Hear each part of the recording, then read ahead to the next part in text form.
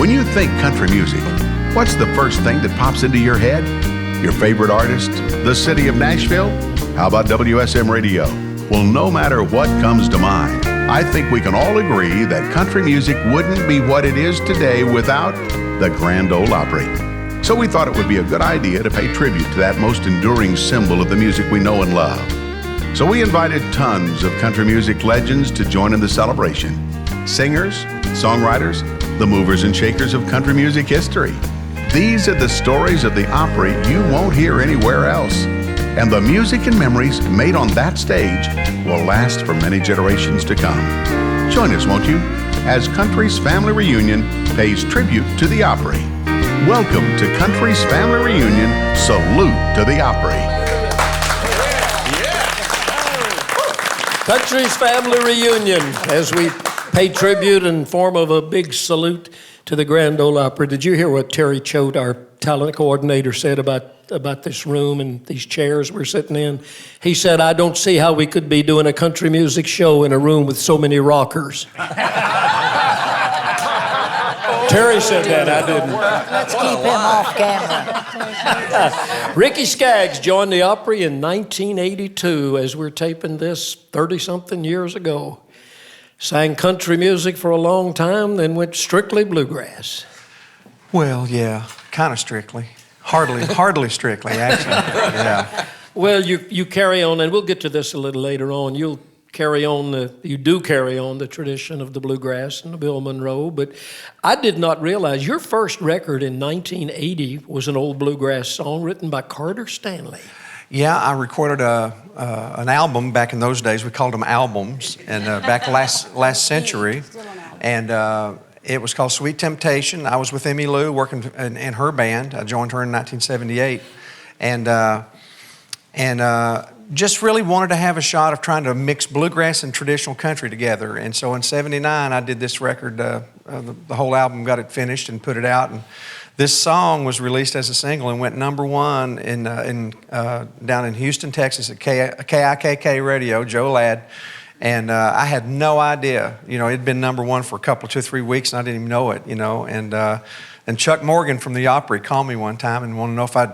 Said, "Man, you got a hit." Said, you want to come down to the Opry sometime and sing? Said, "We'd love to have you down here." So that was wasn't my first time on the Opry. I'd been on the Opry at the Ryman. Mr. Acuff had invited Ralph Stanley when I was 16. Me and Keith Whitley came and did, during the Early Bird Bluegrass Festival, got to do the Opry there. And anyway, it was a great time, and I love the Grand Ole Opry. I love it so much. It's just the greatest institution, longest running radio show in the whole wide world, and started with a dang fiddle. Come on, Woody. Yeah, man. Hank. What? Hank, so Woody and Hank are violinists. Oh, yeah, right. They're trying to keep violence off the street. They got arrested. Play the fiddle, keep violence off the street. That's a good one. You got your couple of pretty good background singers here. These girls have been standing with me a long time. We'll be standing with you when they're long gone, I'll tell you. That's right. There's a story to that. That's one of my dad's old sayings right there. But no, they've helped me sing this song so many times. Emmy Lou and myself, we were a fine trio. And we did this, she sang harmony with me on this record. But all the live stuff, the girls have sung this with me. And I love singing with Sharon and Cheryl. They're my best friends, and me and Miss Sharon's been married 31 years. So, yeah, a lot to say. Well, you married her then before you became an Opry member. Yep, sure did. Now, were you an Opry member? Were the Whites Opry members? We joined the Opry in '84. Oh, okay. So. Right after the Riders. We were the next ones after them. They sent us flowers welcoming the new ones. Yeah. Lay this old song on us, Ricky Skaggs. All right, boys, I'll take the blame.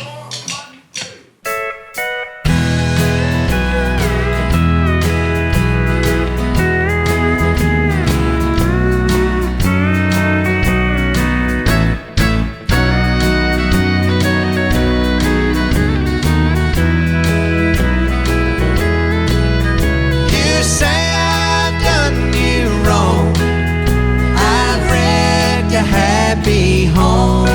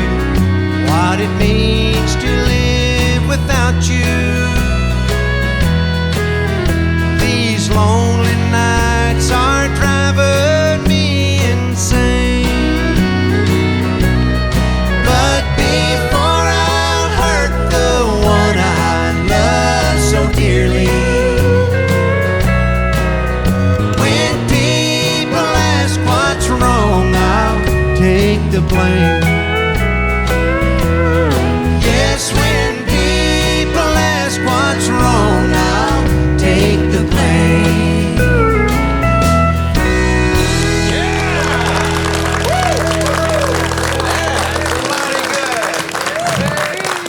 Oh, that is terrific. Thank you. I don't know if I could get signed nowadays with that kind of sound, but that is sure country. I don't know if any of us could this day and time.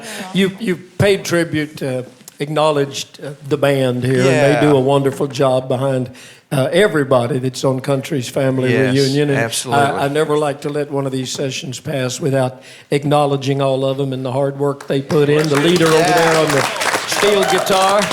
Been doing this with us ever since the beginning, which was back in 1997 from Montgomery, Alabama. Mr. Mike Johnson, one of the great steel guitar players in the world. And on the keyboards or the piano, any combination of most anything like that, one of the best in the whole business from over in the state of Virginia, Mr. Dirk Johnson, no relation to Mike. The violinist in the group. Sound like a fiddle player to me. One of the best fiddle players, and he gets fan mail too, because it comes to me and I forward it to him. Mr. Hank Singer. And the sheriff. Have you arrested anybody today, Sheriff? Everybody's been behaved. But you've got your badge and your gun and your bullet, right? From North Carolina, the great Mr. Jimmy Capps.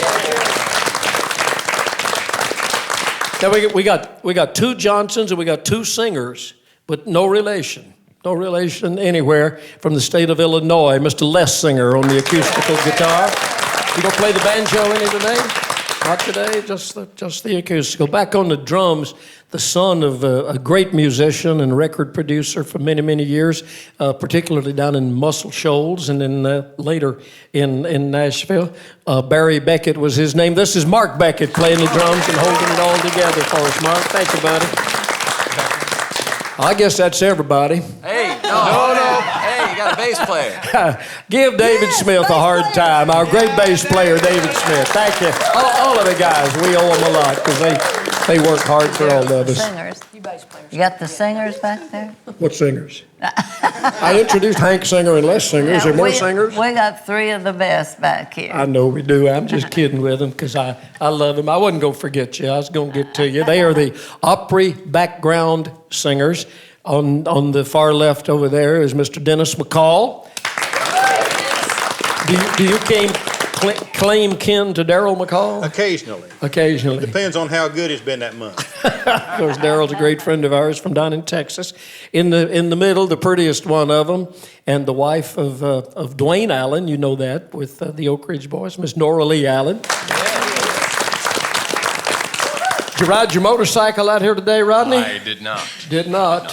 He rides his motorcycle to the Opry many occasions. Rod Fletcher, ladies and gentlemen, and thank y'all very much for all your help with all that you do. Becky, all right. But Bill, he wrecked that motorcycle. I'm sorry? He wrecked that motorcycle. He did? He's still in pieces in my barn. He ran into your barn? No.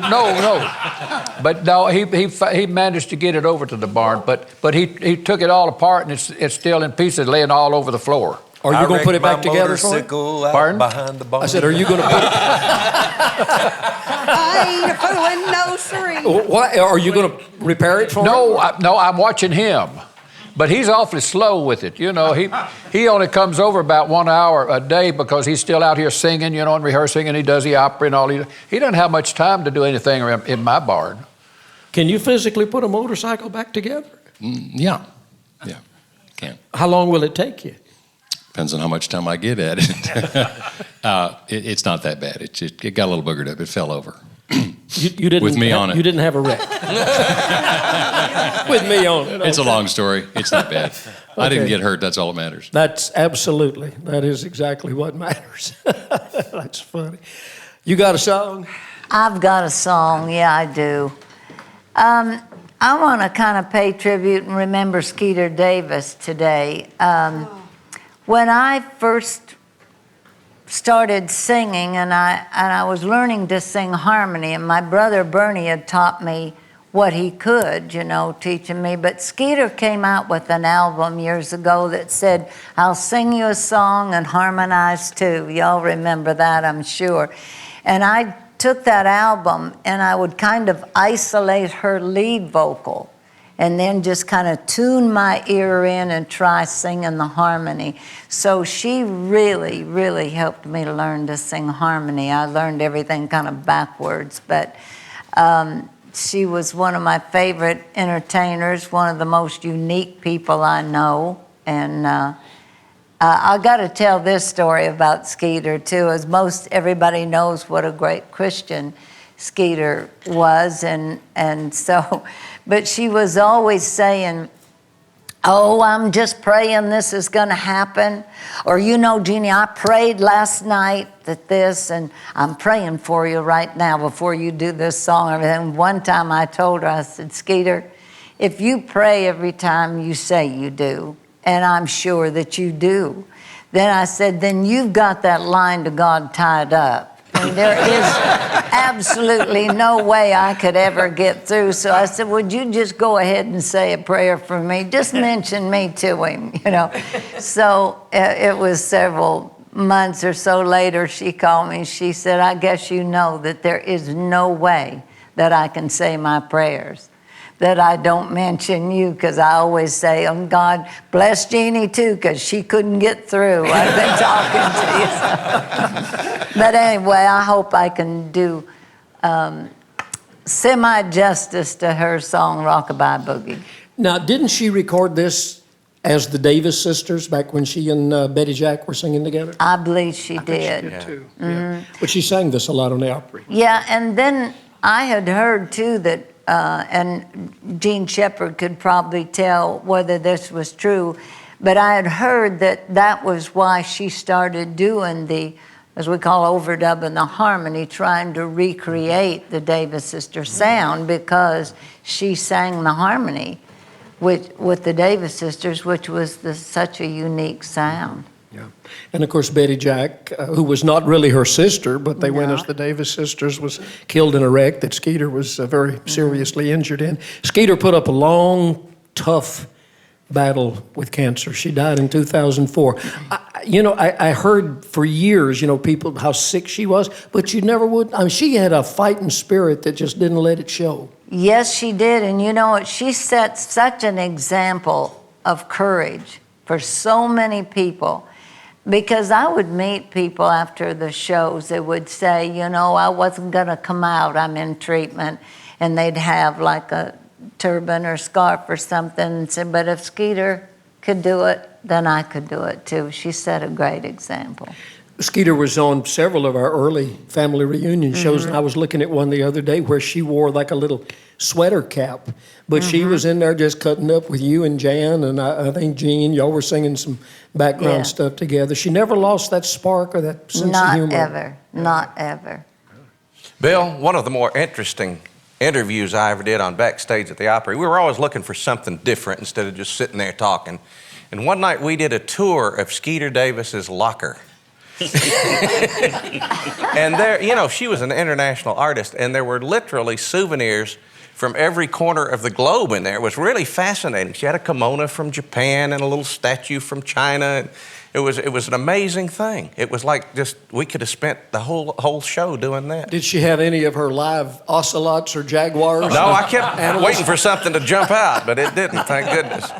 But touring Skeeter's locker, that was interesting. Yeah, sure. Ricky and I went to Nigeria back in, was it 88 or 89, with a Christian group. We were part of we were the singers for this conference. It was a pastor's training conference, and the way they introduced us was Ricky and Sharon Skaggs from Tennessee, home of Skeeter Davis. And the people went, oh, They didn't know us, but they knew Skeeter. She had a large international following. She sure did. She really did, and toured in a lot of those places. I'm surprised she wasn't there with you. Well, she should have been. Yeah, she'd have dug it. Yeah, we miss Skeeter. How about bringing us back some Skeeter Davis? All right, we're going to try that.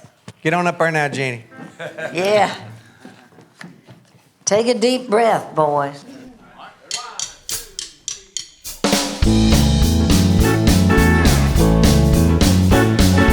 Rockabye boogie is the latest way to rock your baby to sleep. Rockabye boogie is guaranteed to rock your baby to sleep. But it won't do a thing unless you sing the rockabye boogie to the beat. Rockabye boogie, rockabye boogie, rockabye, rockabye boogie, rockabye boogie, rockabye, rockabye boogie, rockabye boogie, rockabye, rockabye boogie, rockabye boogie, rockabye, rockabye boogie, rockabye boogie, rockabye, rockabye boogie, rockabye.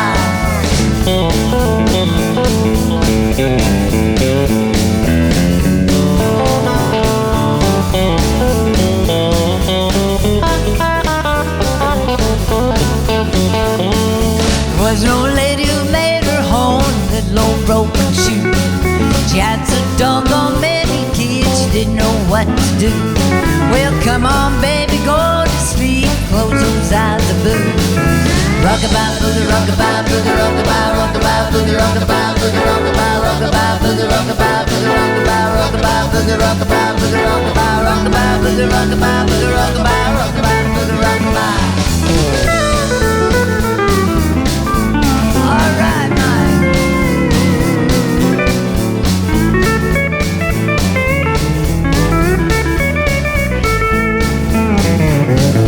Rockabye boogie, oh rockabye boogie, sleeping in a big tree top. When the wind begins to blow, baby gonna rock and rock. When the bow breaks, the cradle will fall, baby gonna blow his top. Rockabye boogie, rockabye boogie, rockabye, rockabye boogie, rockabye boogie, rockabye, rockabye boogie, rockabye boogie, rockabye, rockabye boogie, rockabye boogie, rockabye, rockabye boogie, rockabye boogie, rockabye, rockabye boogie, rockabye.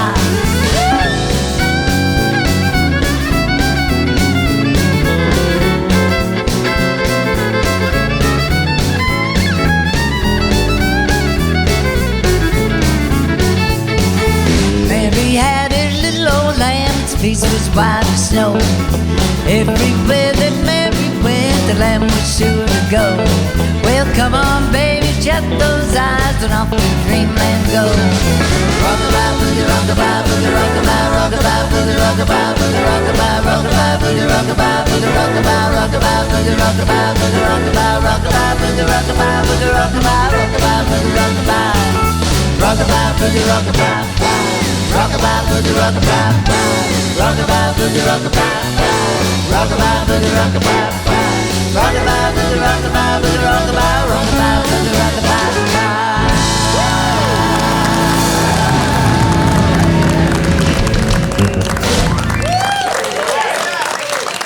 Thank you so much. So what's the name of that song? You must have said Rockabye Boogie 400 times. Yeah, and you know what? I don't know who wrote that song. Does anybody? They should have been paid by the word. Everybody down They had a group Yes. going. Cheryl and Sharon and Ricky and Melvin and Jean and Jan. Me and Jan, oh boy, we're right on it. Yeah, they are. Yeah, that was good. I was Too Slim had a solo on his face, but nobody heard it. Yeah, that's right. Yes, perfect. I have more face in the monitor here.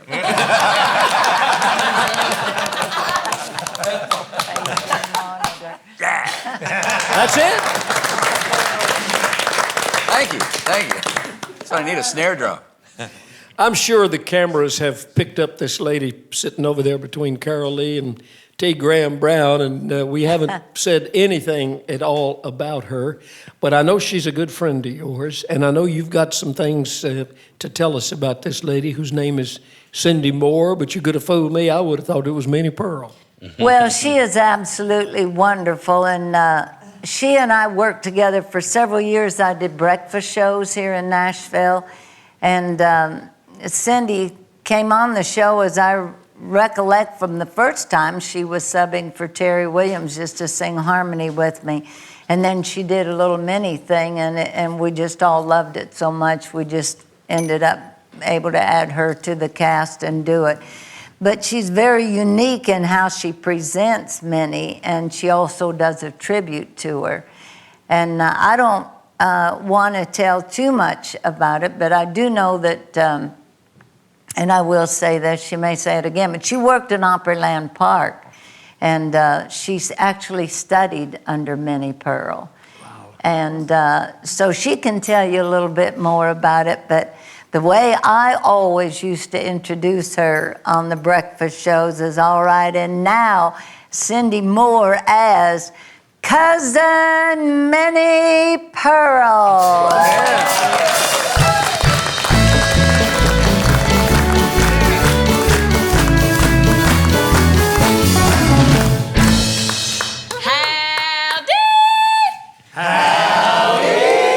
I'm just so proud to be here. Oh, I love being with all you folks today and you good-looking fellers. Lawsy, I sure do love to look at you. It don't do me a bit of good, but I'm going to look at you anyhow. You know, I am kindly upset right now because as I was walking in here this morning, while this feller was walking alongside of me, I thought he'd give me a funny look. So I said, "Pardon me, feller, but did you give me a funny look?" He said, "Lady, you got a funny look, but I sure didn't give it to you." His name was Billy Dean. I've been looking at him all morning. He's what you call a hunk of burning love. Yes. And honey, darling, I know why you said that to me, because I had to get up extra early this morning. I come in on the train from Grinder Switch with my Uncle Nabob. He's a running around here somewhere, and I'm going to tell y'all about my Uncle Nabob. He's a sight for sore eyes. He's been known to take a nip or two of that hard stuff. He claims it steadies his nerves. Of course, a lot of times he gets so steady he don't move at all. And that makes his wife, my Aunt Ambrosia, it makes her so mad, so she decided one evening she was going to play a joke on him. She went down to the corner market store. She bought her one of them masks, you know, like the kids wear at Halloween. Well, she put that mask on, she hid outside in the bushes, and it was really late, about 8:30 or so. And here comes Uncle Nabob. He's all staggering up the sidewalk. Aunt Ambrosia, she jumps out from the bushes. She says, "Boo, I'm the devil." He said, "Well, shake hands with your kinfolk, because it done married your sister." Are y'all laughing back there? You better start laughing now, because it don't get no better than this. This is it. You know, I was doing a show one time, and this little girl come up to me. Y'all, she looked at me up and down, and she said, "Lady, you're not very hip. You need to get with it and do all that rapping stuff like they do on the radio." So I went home and I wrote me a Minnie Pearl rap. Y'all want to hear the Minnie Pearl rap? Y'all want to hear the Minnie Pearl rap? I know you do. It's going to rock your world. My name is Minnie Pearl. I wear my tag to the side. I'm walking through the house, so don't you try to hide. I got my knee-highs on and my orthopedic shoes. I used to be country, now I'm rhythm and blues. Howdy, howdy.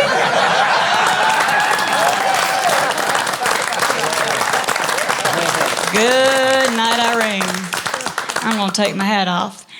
As Jeannie told you, my name is Cindy Moore, and for the past 30 years, I have been portraying this beloved character, Minnie Pearl, all across the country. I'm going to just tell you right now, I'm nervous because all of y'all are my idols, every cotton-picking one of you.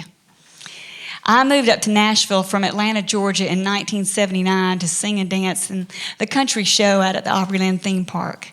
And for some reason, the director asked me to not only sing and dance, he wanted me to impersonate the role of Minnie Pearl. And being a youngster back then, I didn't know anything about her. So I went out and I researched and I studied her. And as I did, I grew to love and respect the character. One day while I was performing, I ran out onto the stage. I looked into the audience, and there sat the real Minnie Pearl. Whoa. You can imagine my knees were knocking. But y'all, she was so great to me. She took me out of that show and into her house, her museum, where she worked with me and she trained me. And I even had the honor of doing a lot of shows with her. She was the most gracious lady I have ever met. And oh my goodness, she did so much for country music and for the community of Nashville as well. But I'm going to tell you something. When I moved up to Nashville at the ripe old age of 19 years old, I had no aspirations whatsoever to be standing before anybody dressed like this. Because you see, I came up here to be a big-time country western singer. And I had my 10 minutes of fame back in the early 80s. I was on the road with a group called Dave and Sugar. And as you know, they had 7 #1 hits. And George Strait back then, well, he was our opening act. And I'm so glad I could help that feller out with his career. Anyway, after being with Dave and Sugar for 2 years, just like all the Sugars, I got fired. Sugars. I was least in the single digits, though. I was Sugar number 6. But anyway, after I was fired, I was devastated. But I went back to the theme park, and that's when I really started working a lot with Minnie. And Minnie looked at me and she said, Cindy, you are a good little singer, but you're really funny. And if you will continue this legacy of mine, you can be working for the rest of your life. And she wasn't kidding, because I do it almost every single day, and I love it with all of my heart. And as you all know, in 1986, Sarah Cannon was diagnosed with breast cancer. She was a breast cancer survivor. She passed away from a stroke in 1996. And I'm here as an 11-year cancer survivor. So, you know, I wanted to follow in her footsteps, but not in that quite direction. But she taught me so much, and she was just such a joy to be around. And every time I go all over the country, and when people don't know who Minnie Pearl is, well, I just educate them. And I'll tell you, young and old, after I'm through with them, they love her. And I just tell you what, it is such an honor and a blessing to be able to put this hat on. I'm not the real Minnie Pearl, but I'm going to keep the legend going for everybody. Amen. And I'll tell you one thing. She used to always tell me, you reach for that moon, because you just might prick your finger on the edge of a star. Thank y'all so much for having me. Cindy Moore, you are so wonderful. Thank you for sharing that, because we knew Minnie and we loved her. There's several things went through my mind as you were doing that. I guess the first thing was, are you going to pass this gift along to somebody else? Well, you know, I'll tell you something. Last year, a little girl, my neighbor, she's 9 years old, and she had to pick a country character or a Tennessee character, and she came over to my house and interviewed me. And so I made her a little hat and everything, and it went on stage at her school, and of course her friends were looking at her like, what is that? But the kids love it, and I want to do that. And I also do a thing. Last year we had 100 Minnie March, and I had about 40 girls in the Christmas parade at Donaldson, and we were all dressed as Minnie Pearl, and we won the Best Element Award too. But I just want people to really remember her, and I know all of y'all knew her and how wonderful she was, because if you think about it, you know, not many people take people under their wings nowadays. You know, they're all out there, and of course we all have to make a living. But as a youngster, I just always remember looking at her thinking, oh my goodness, why are you picking me? But a lot of people don't know this, if you go to the Country Music Hall of Fame, all the plaques in the Hall of Fame have a date of birth and a date of death. But Minnie Pearl's plaque only has a date of birth. There's no date of death, because she never wanted the character to ever die. Well, as long as you're carrying it on. Don't make me cry. Don't you make me cry. I'll tell you what, she was so wonderful. And I remember I was telling T over here, he was telling me some stories about her backstage, and I said, well, have you ever been into her house where she held court? And he's like, what? If you ever got in trouble, he knows. I know. If you ever got in trouble by Miss Minnie, she would take you into her kitchen, and you would sit there and sit across from her, and she'd hold court. She held court on me one time at the Opry backstage. Oh, goodness gravy. Well, it's scary. She said, when they were applauding, and I immediately started talking, and people quieted down, So when I got off stage, she called me over there, and she said, now look, son, don't ever talk over your applause. It's too hard to get. And I said, yes, ma'am. That's right. That's right. She did the same thing with little Jimmy Dickens, and he talks about it all the time. He said that he was talking over the punchlines and things, and Minnie took him aside.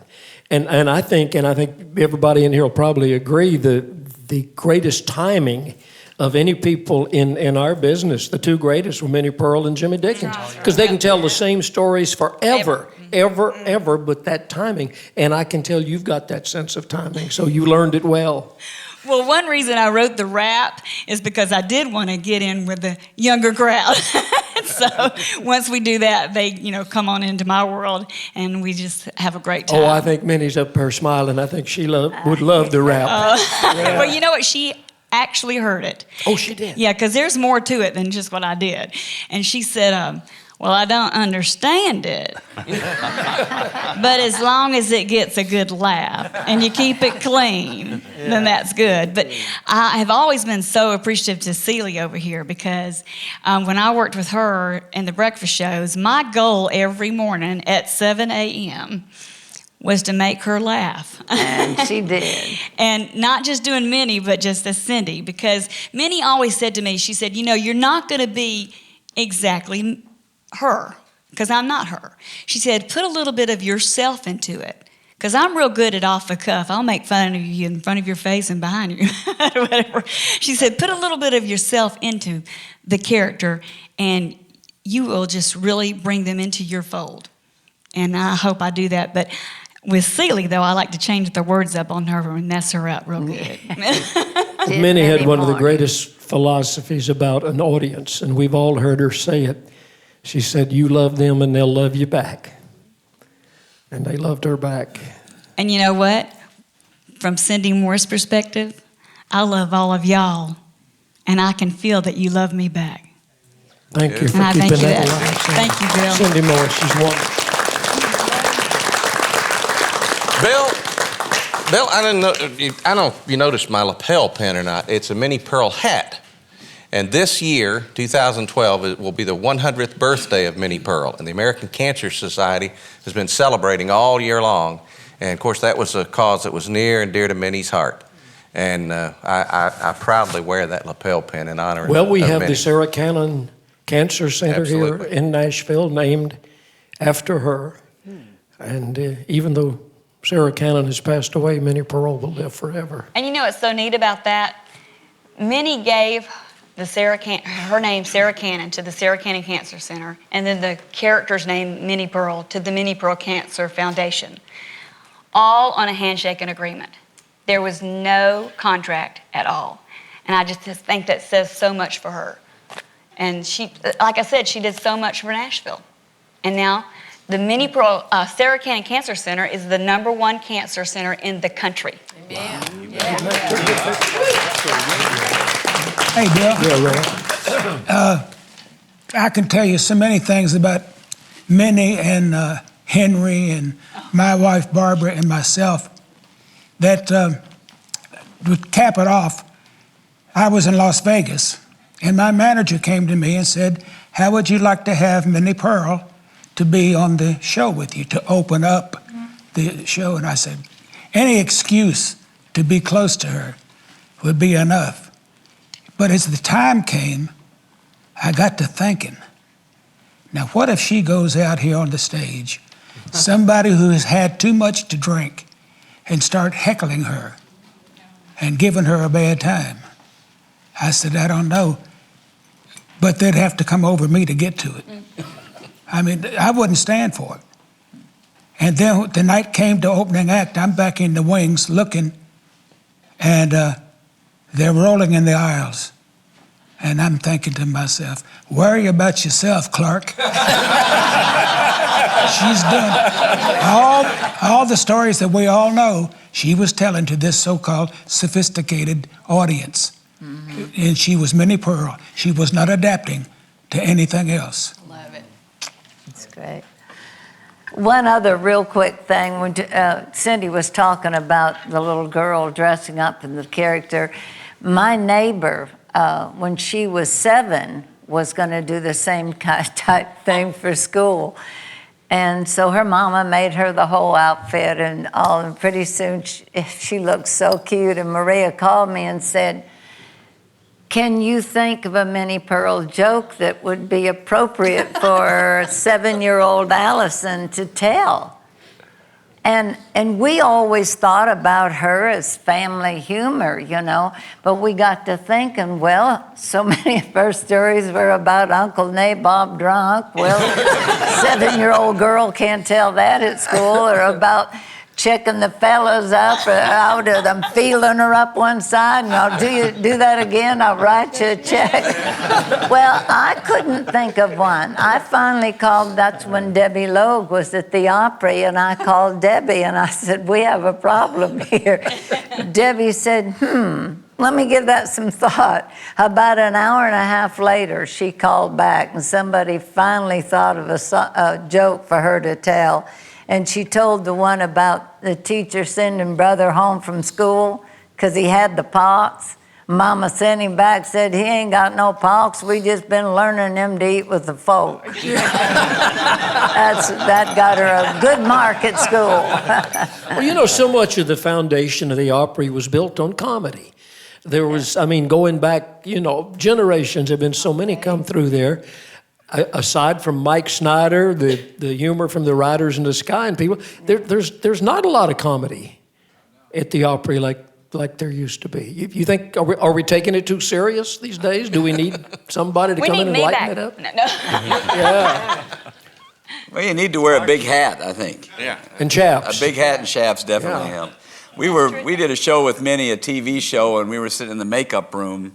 I was in one chair and she was in the next chair, and I had a dream about her several weeks earlier that was really an R-rated dream, if you can imagine, which I still can't imagine why I had this dream. But I sat next to her in the chair and she's getting all done. I said, you know, Minnie, I had a dream about you, and I blushed, you know, and she looked at me over, you know, twinkling, and she said, if I was 30 years younger, we'd make that dream come true.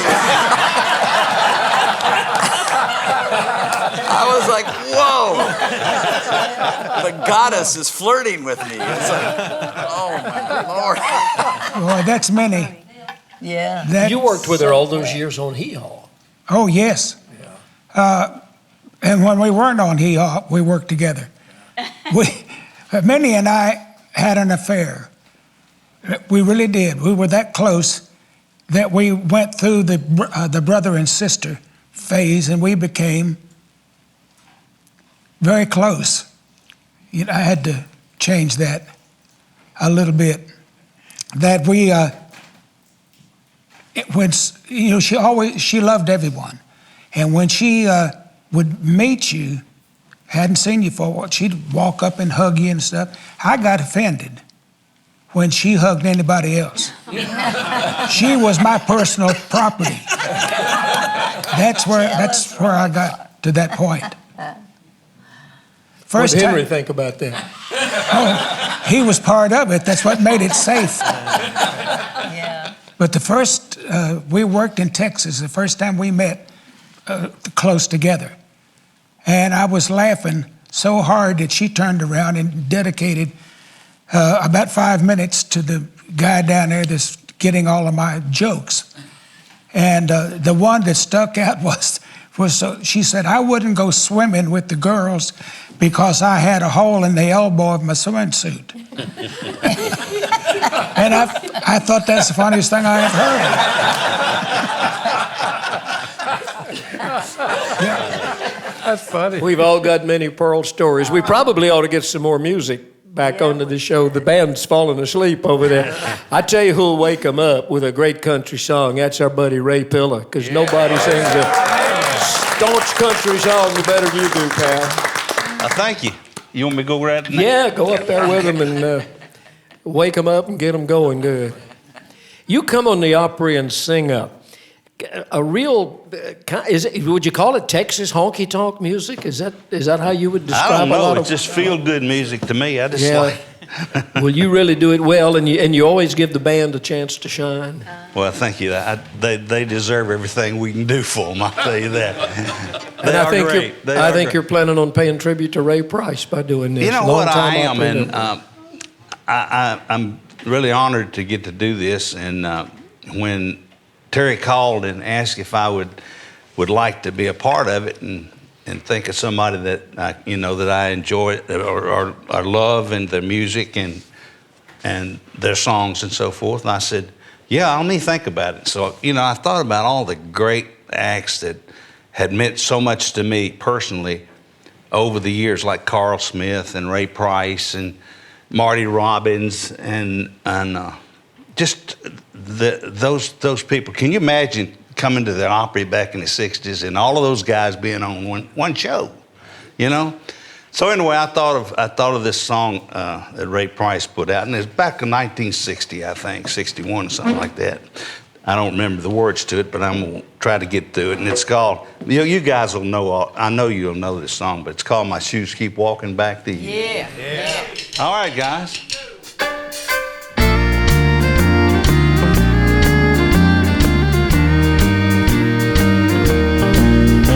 I may say that I don't care, hold my head up in the air, even tell my friends I'm glad that you don't call.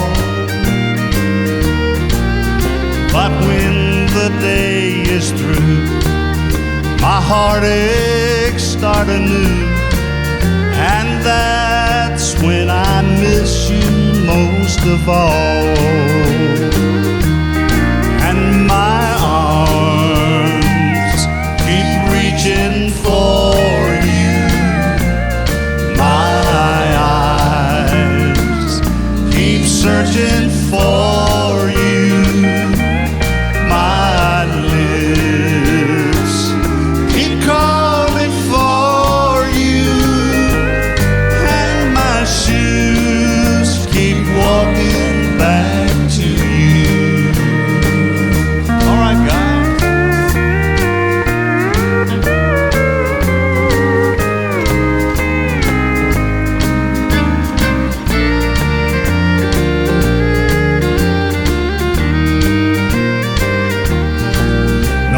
How much I pretend, I wish I had you back again, for nothing else means half as much as you.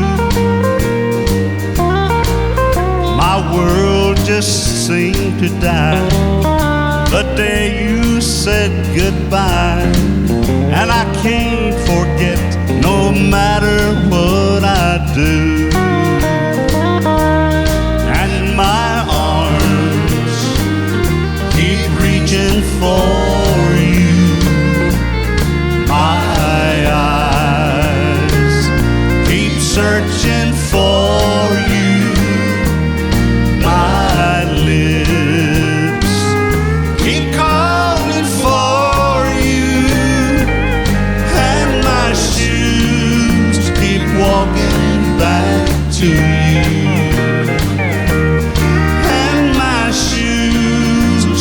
Walking back to you.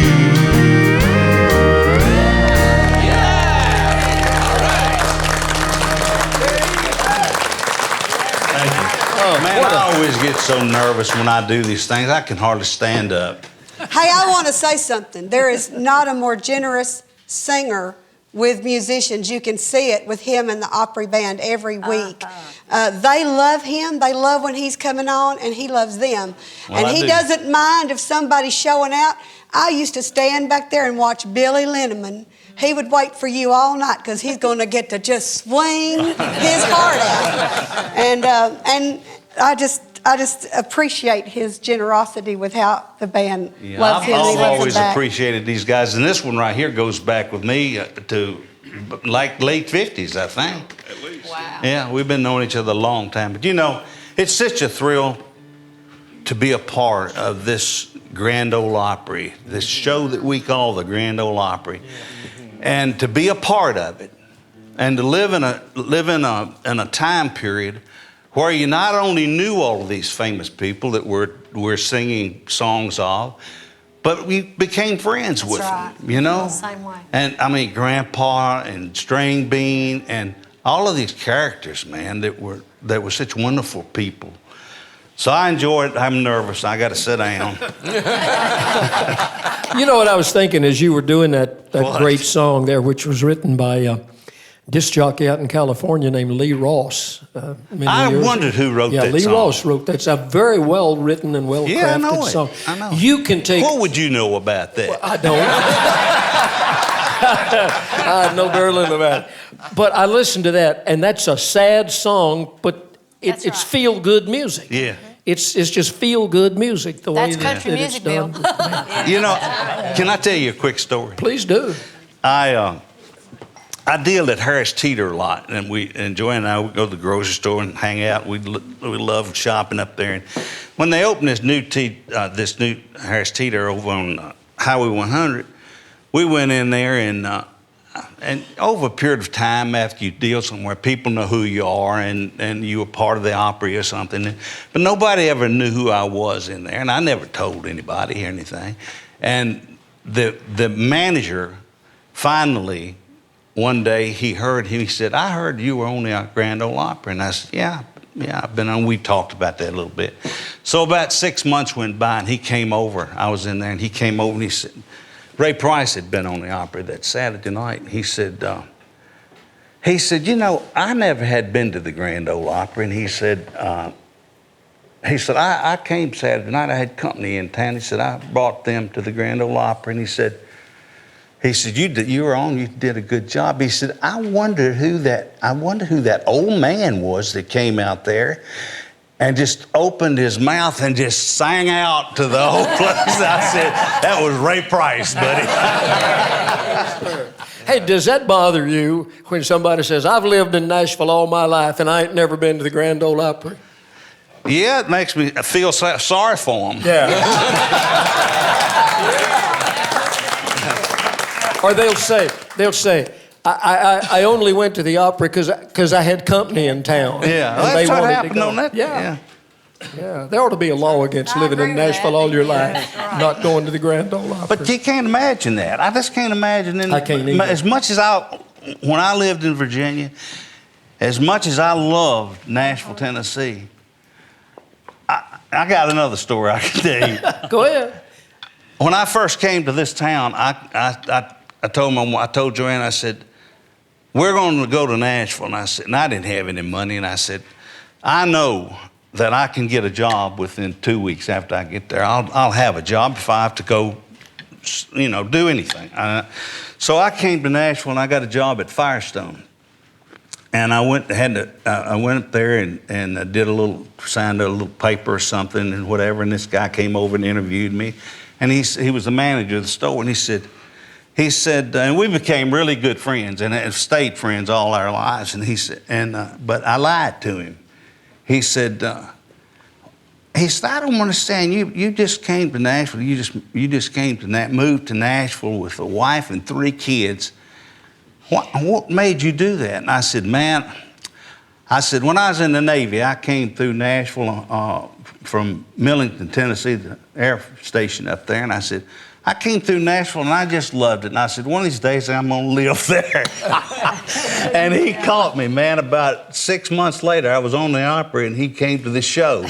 And he said, I want to see you in my office. This was Monday. And his office was upstairs in the attic where all the tires were, And I was up there standing waiting on him. He came up and he said, I came to the Opry Saturday night.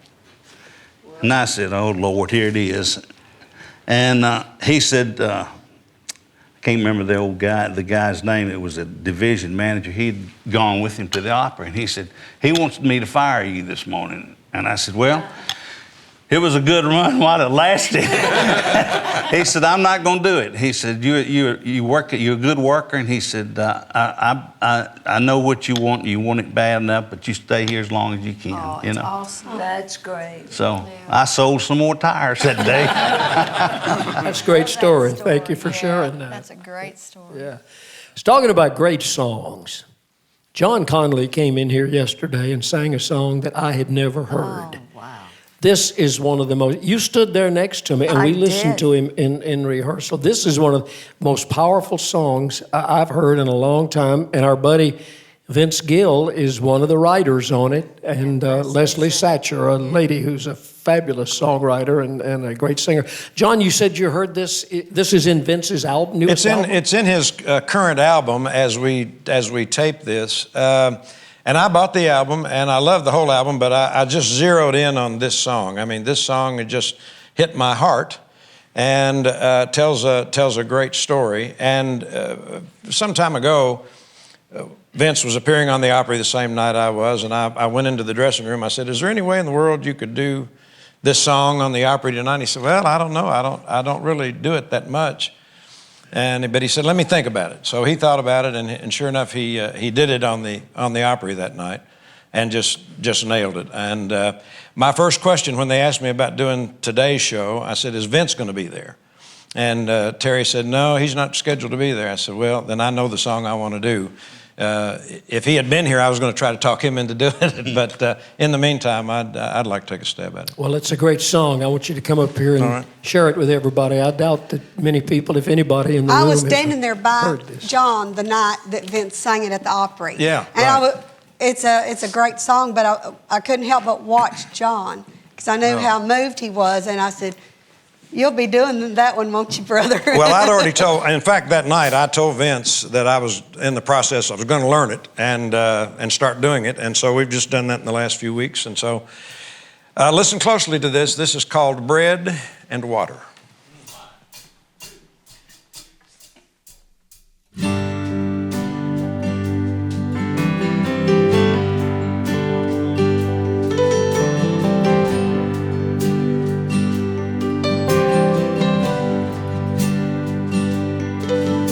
One night he wandered into that old mission, the one down on the poor side of town. He really had no interest in salvation, just a place to lay his drunk old body down. He said, "Ma'am, I sure am hungry, but I don't have a penny to my name. Lord knows I haven't worked in a month of Sundays. I'm dirty, dead broke, and so ashamed.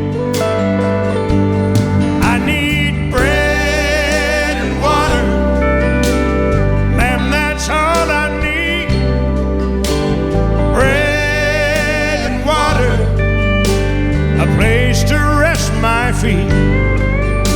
I ain't too proud to get down on my knees if the bread and water's free."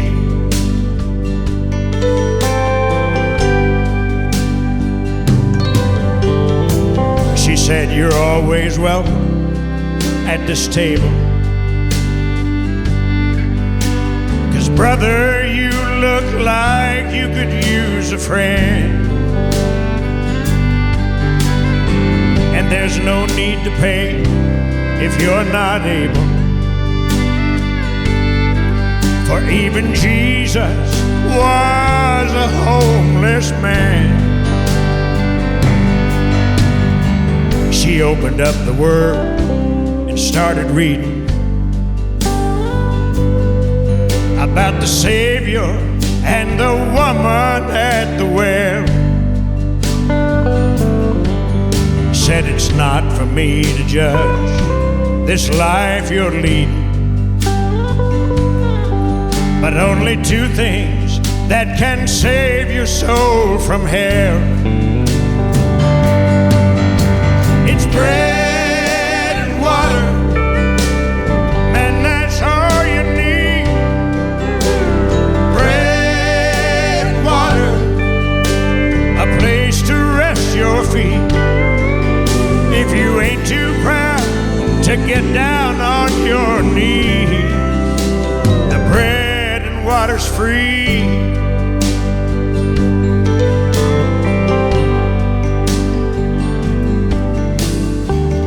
when he bowed his head, he kind of choked up.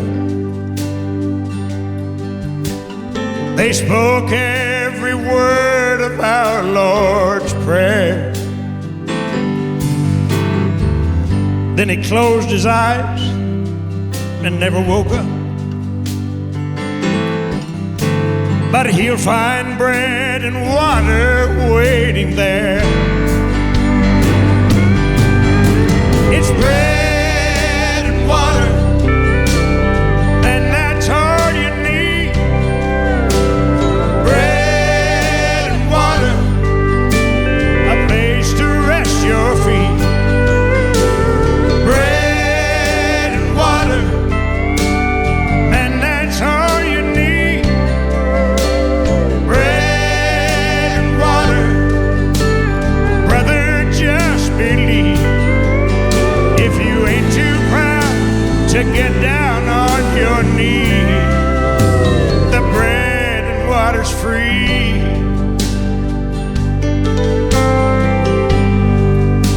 The bread and water's free.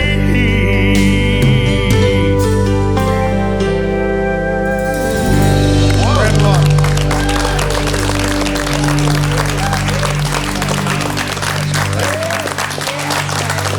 Thank you, Vince and Leslie.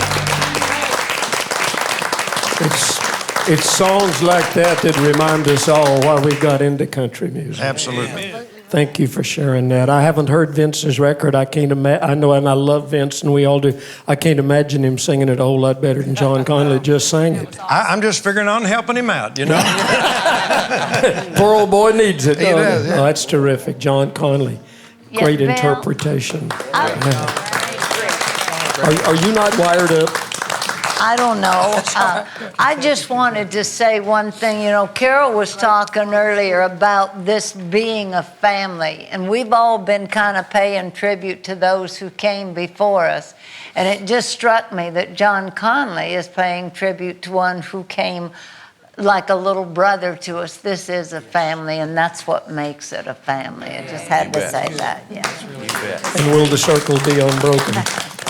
Yeah. I found out something while John was singing that I did not know. On the day that we are here gathered and recording this show, it is Gene Watson's birthday. Nobody bothered to tell us. I think we need to sing happy birthday to Gene Watson. G work? Happy birthday to you. Happy birthday to you. Happy birthday, dear Gene. Happy birthday to you.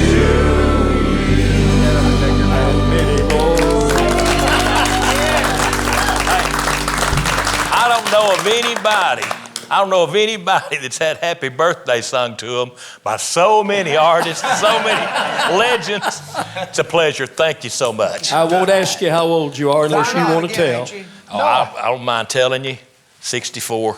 64 years No, old. 69. Now he's denying that. Oh, no. You got your whole life ahead of you. You know, everybody says, I ain't having no more. Boy, I hope I do. He beats the alternative. You ain't lying. He told me he's had 19 birthdays since 50. I failed math in school. I don't know where to go with that. Tiffus, Yes, we hadn't heard a song from you. Well, you know, I got one to sing, and I've never sung it before, so I've been praying hard about it, boy. I woke up at 12:30 last night. I couldn't sleep. I bet I listened to this song. I know I listened to it 15 times, so it ought to be, let me see how Barney put it. It ought to be carved in the deepest recesses of my subconscious id by now.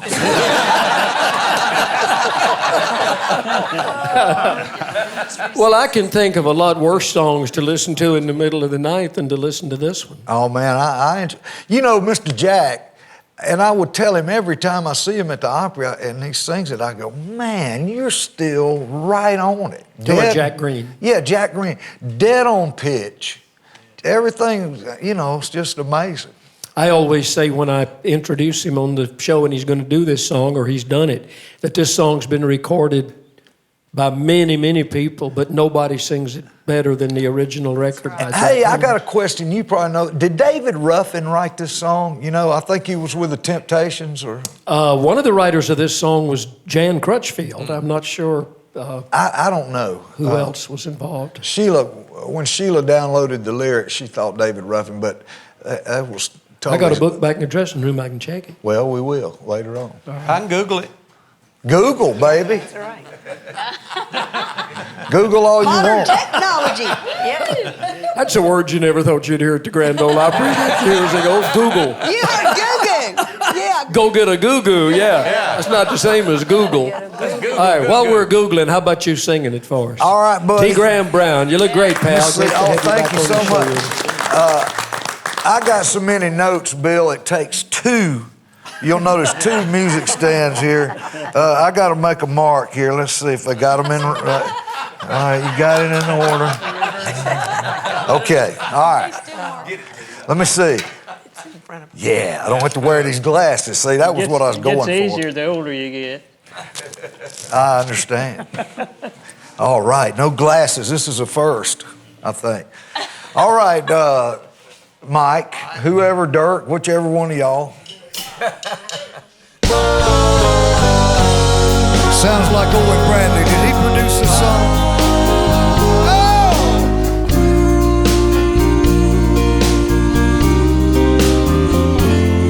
Oh, somewhere there should be for all the world to see a statue, Lord, a statue of a fool made of stone. Oh, it's the image of a man who let love slip through his hand, and then just let him stand there all alone. And there on his face, a golden tear should be placed to honor the million tears he cried. Jack Green put a little hurt in this, you know, and the hurt in his eyes would show, so everyone would know. Concealed is a broken heart inside. So build a statue. Oh, build it high. Oh, so that all the world can see.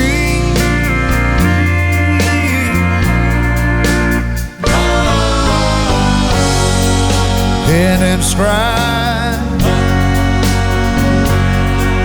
the world's greatest fool and name it after, oh, name it after me.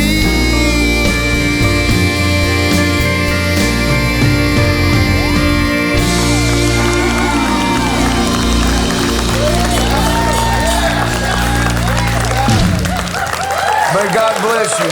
T. Graham Brown. Oh, yeah.